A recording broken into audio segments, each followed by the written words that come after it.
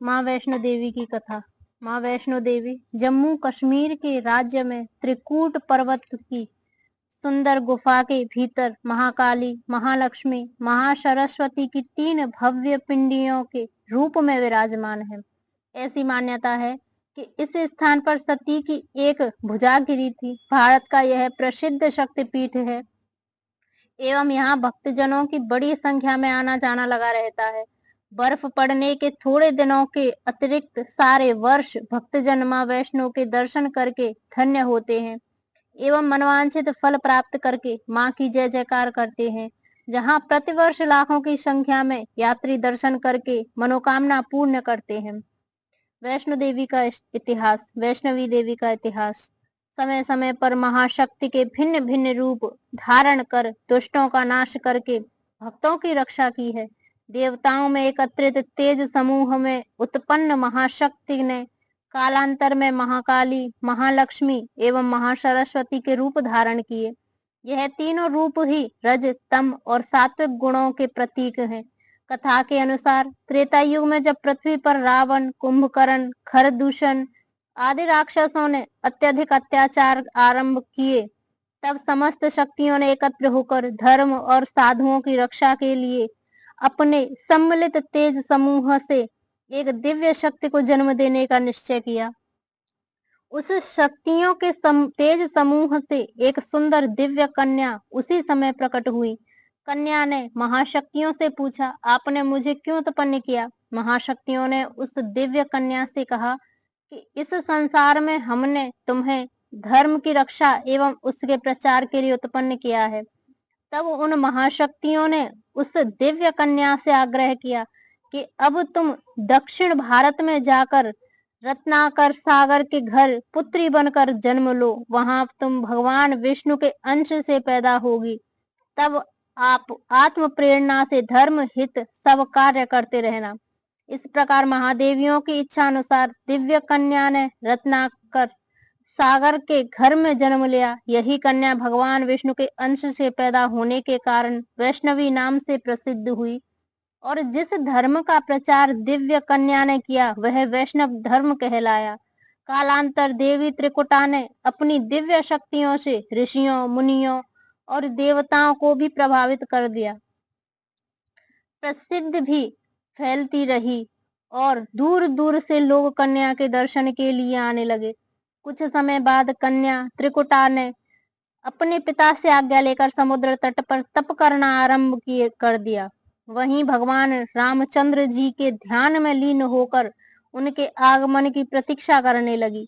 रावण द्वारा सीता जी का हरण किए जाने पर श्री राम वानर सेना सहित जब लंका जाने के लिए समुद्र तट पर पहुंचे, तब उन्होंने वहां समाधि में बैठी हुई दिव्य कन्या को देखा।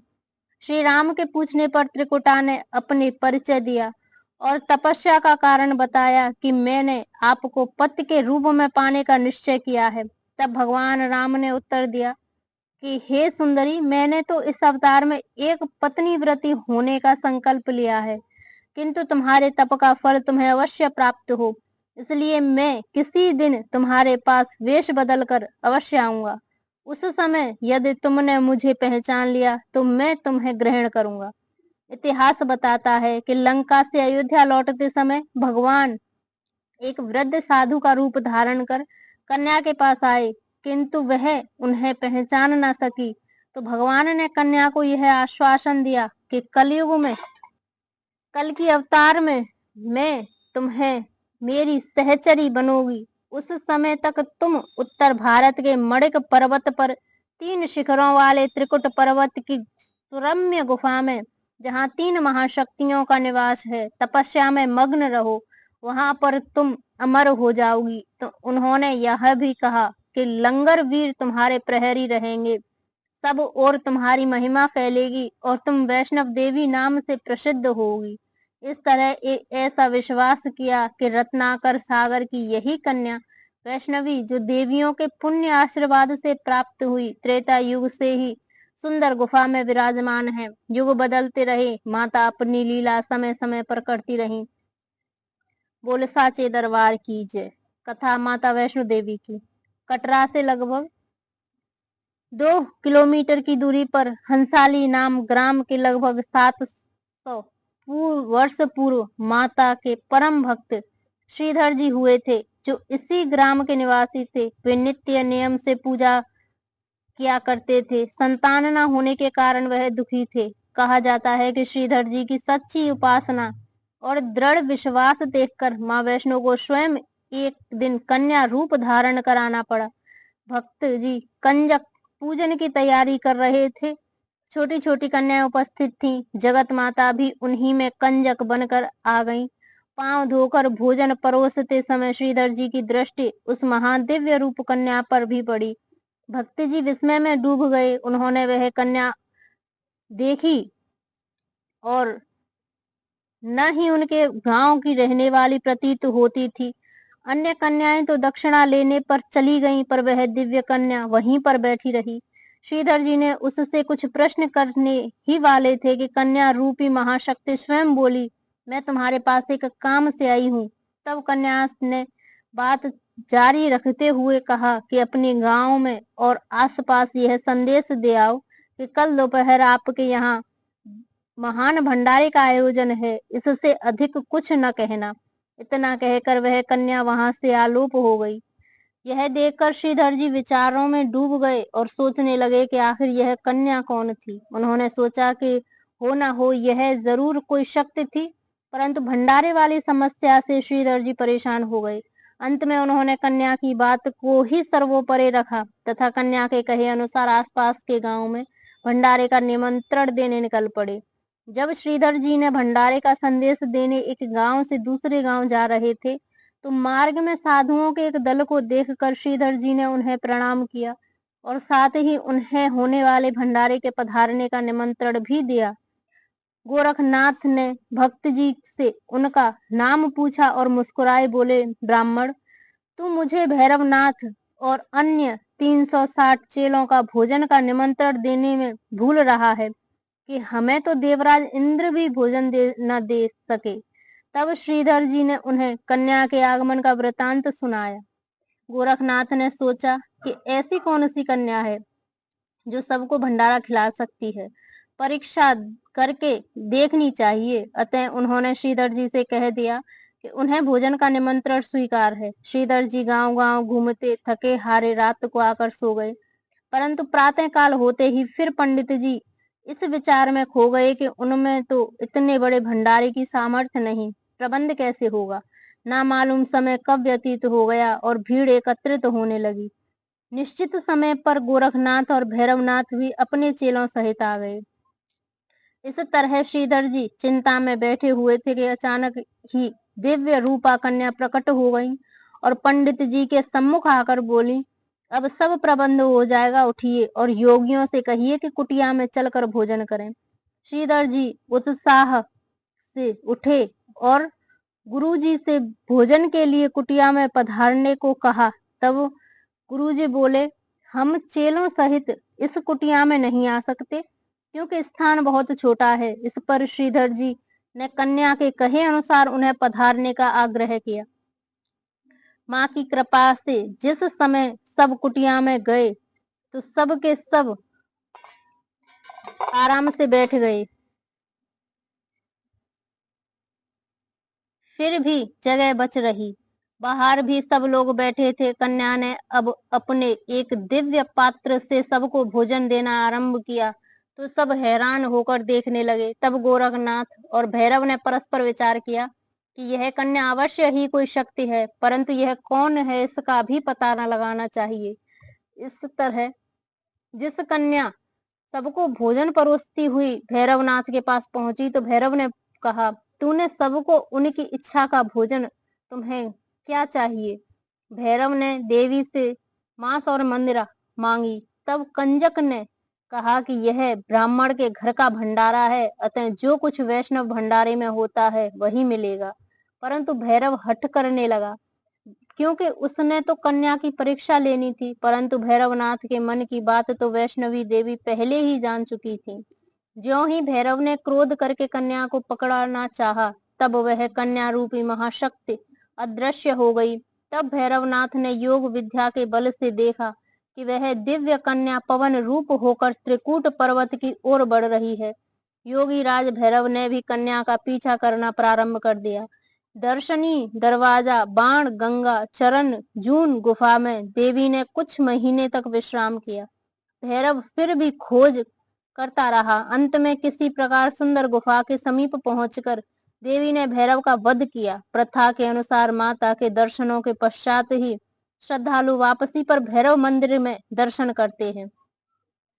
उधर भक्त श्रीधर जी को कन्या के अचानक चले जाने से खाना पीना त्याग दिया था, परंतु माता तो अपने भक्तों के दिल की बात जानती हैं। एक रात स्वप्न में वैष्णो माँ ने श्रीधर जी को दर्शन दिए और अपने धाम का दर्शन भी कराया। इस तरह स्वप्न में ही भक्त जी ने माता के साथ संपूर्ण यात्रा की। तब प्रातःकाल श्रीधर जी उठे और बहुत प्रसन्न हुए। स्वप्न में देखे हुए पावन स्थानों के दर्शन करके उसका मन पुलकित था। तब पंडित जी वैष्णो देवी के साक्षात दरबार की खोज करने लगे। स्वप्न में देखे अनुसार चलते चलते सारे पड़ाव पार करते हुए उन्होंने गुफा का द्वार देख लिया और उसमें प्रवेश करके माता के दरबार साक्षात दर्शन करके जीवन धन्य किया। तब श्रीधर जी ने हाथ जोड़कर जगदम्बे जी की आराधना की। माता ने उन्हें 4 पुत्रों का वरदान दिया और आशीर्वाद दिया कि तुम्हारा वंश मेरी पूजा करता रहेगा। तुम्हारे सहित जो भी श्रद्धा सहित मेरी पूजा करेगा सुख शांति को प्राप्ति होगी। उन्हीं का वंश माँ की पूजा करता आ रहा है। नए प्रबंधों के चलते भले ही श्राइन बोर्ड की देखभाल में प्रबंध हो रहा है, परंतु पूजा संबंधी व्यवस्था में इसी वंश को अधिकार है। इस तरह भक्तों की मनोकामनाएं पूर्ण होती रही, प्रचार बढ़ता रहा। लाखों यात्री प्रतिवर्ष माँ के दर्शन के लिए आने लगे। वैष्णो देवी के नाम से तीर्थ स्थान प्रसिद्ध हो गया। बोल साचे दरबार की जय। श्री वैष्णो देवी से संबंधित दर्शनीय स्थल कौल कंधौली नगरोटा, जम्मू से 6 किलोमीटर दूर नगरोटा नामक स्थान में भगवती का कौल कंधौली नाम से प्राचीन मंदिर है। वैष्णो देवी यात्रा में पहला दर्शन इसे ही माना जाता है। जिन दिनों जम्मू से पैदल यात्रा हुआ करती थी, तब यह स्थान पहला तथा मुख्य दर्शन समझा जाता था। दूसरा दर्शन देवा माई। यह स्थान जम्मू से लगभग 4 किलोमीटर दूर कटरा मार्ग पर नुमाई नामक गांव पड़ता है। नुमाई में देवा माई तक जाने के लिए पगडंडी मार्ग है। इस स्थान को वैष्णो देवी की यात्रा में दूसरा दर्शन कहा गया है। यहाँ पर माता की मूर्ति के अतिरिक्त छोटा त्रिशूल भी है। जिन दिनों पैदल यात्रा होती थी, उन दिनों देवा माई में बहुत चहल पहल रहती थी। इस स्थान का नाम माता जी की परम भक्तनी के नाम पर है।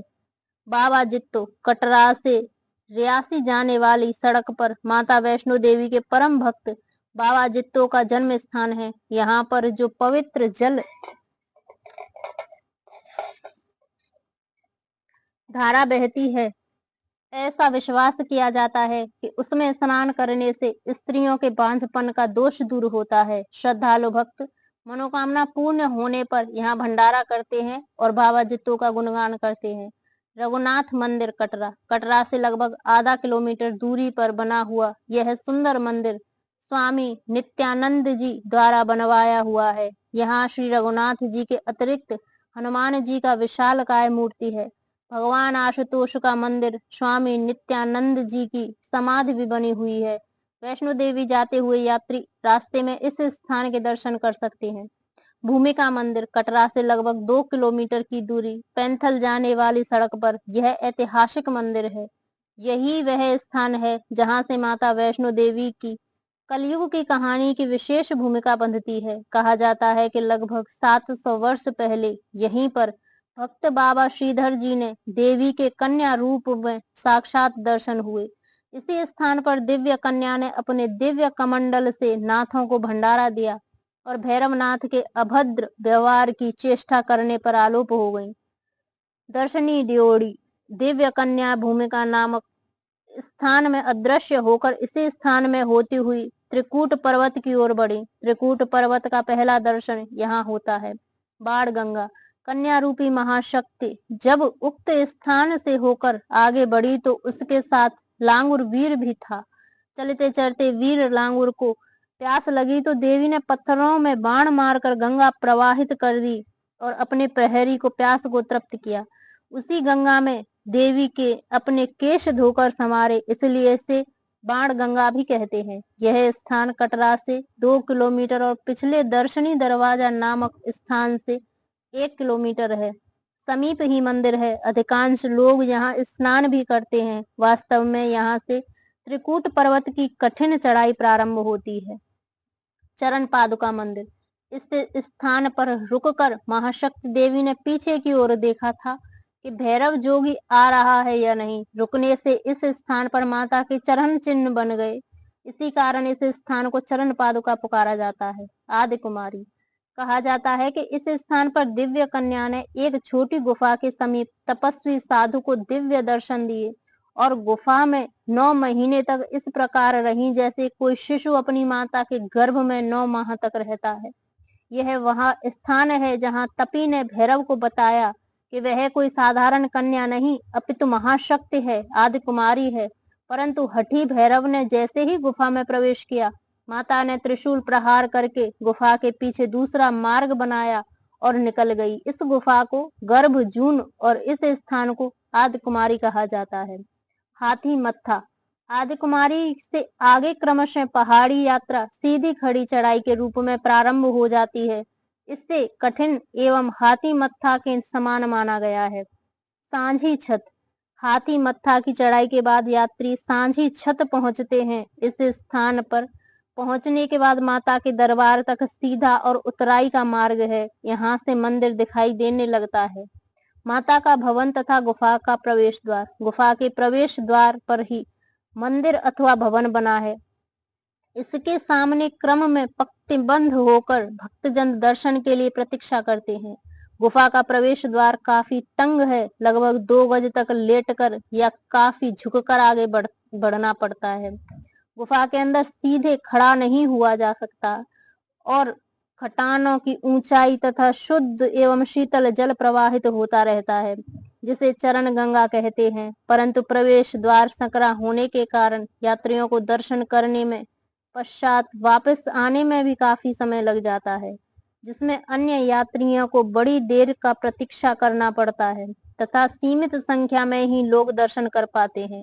परंतु अब नई गुफा बना दी गई है, जिससे यात्री शीघ्र एवं सुविधाजनक परिस्थितियों में माता जी के दर्शन कर सकते हैं।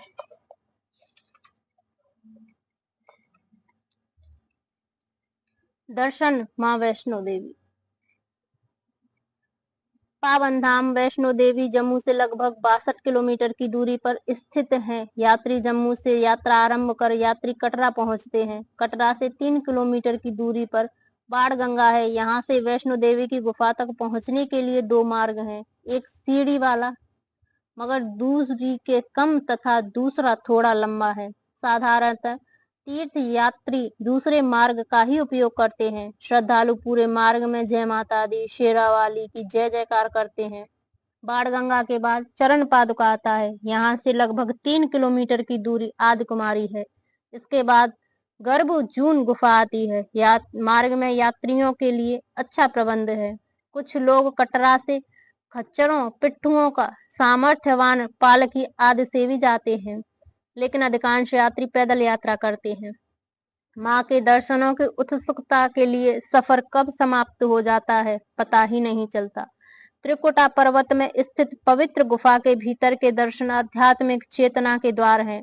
गुफा में बने संगमरमर के चबूतरे पर 3 पिंडियों के दर्शन होते हैं, जिनके नीचे ये युगों युगों से जलधारा का निरंतर प्रवाह हो रहा है। अब प्राचीन गुफा की जगह नए रास्ते ने ले ली है एवं यात्री अपनी भेंट हाथ में लिए माँ की जयकार करते हुए माँ के दरबार में पहुंचते हैं। वहां 3 पिंडियां विराजमान हैं। इन पावन पिंडियों की एक विशेषता यह भी है कि एक ही शिला से निकलने के बावजूद ये रंग एवं संरचना में अलग अलग हैं। दर्शनार्थी के बाईं तथा स्थित पिंडी महासरस्वती की है जो श्वेत है। मध्य में स्थित मां शक्ति महालक्ष्मी की पिंडी है जो लाल व पीले रंग की है, जबकि दाहिनी ओर की पिंडी काले रंग की है जो महाकाली की है। माता वैष्णो देवी की तीनों महाशक्तियों का संयुक्त अवतार माना जाता है। ये तीनों महादेवियां वैष्णो देवी के संयुक्त नाम से प्रतिष्ठित हैं। कहा जाता है कि पिंडियां तीनों अलग अलग होते हुए भी एक हैं। ये तीनों देवियां ही संपूर्ण सृष्टि की उत्पत्ति, पालन एवं संहार करती हैं। वर्तमान समय में जम्मू कश्मीर के डोगराई राजा गुलाब सिंह ने मार्ग का नवीनीकरण कराकर स्वयं वैष्णो देवी के दर्शन किए। कालांतर धीरे धीरे आवागमन की सुविधाओं में बढ़ने से दर्शनार्थियों की संख्या भी बढ़ने लगी।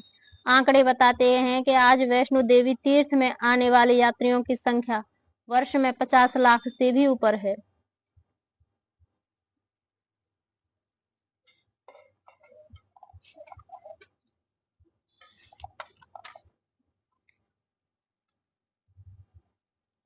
भैरव मंदिर, यही वह स्थान है जहां वीर लांगुर के साथ भैरव का युद्ध हुआ। काफी युद्ध के बाद शक्ति ने चंडी रूप धारण कर भैरव का वध कर दिया। धड़ वहीं गुफा के पास तथा सिर भैरव घाटी में जा गिरा। जिस स्थान पर भैरव का सिर गिरा था उसी जगह भैरव मंदिर का निर्माण हुआ। कहा जाता है कि सिर धड़ से अलग होने पर भैरव ने प्रार्थना की कि हे आदिशक्ति, मुझे मरने का कोई दुख नहीं, क्योंकि मेरी मृत्यु जगत रचेता माँ के हाथों हुई है। आप मेरे अपराध को क्षमा कर देना माता। भैरव के मुख से बारंबार माँ का शब्द सुनकर जगत कल्याणी मातेश्वरी ने उसे वरदान दिया कि मेरी पूजा के बाद तेरी पूजा होगी तथा तू मोक्ष का अधिकारी होगा। मेरे श्रद्धालु मेरे दर्शनों के पश्चात तेरे दर्शन किया करेंगे। तेरे स्थान का दर्शन करने वालों को भी मनोकामना पूर्ण होगी। इस कथा के अनुसार यात्री दरबार के दर्शनों के बाद ही वापसी भैरव मंदिर में दर्शन के लिए जाते हैं। बोलो साचे दरबार की जय।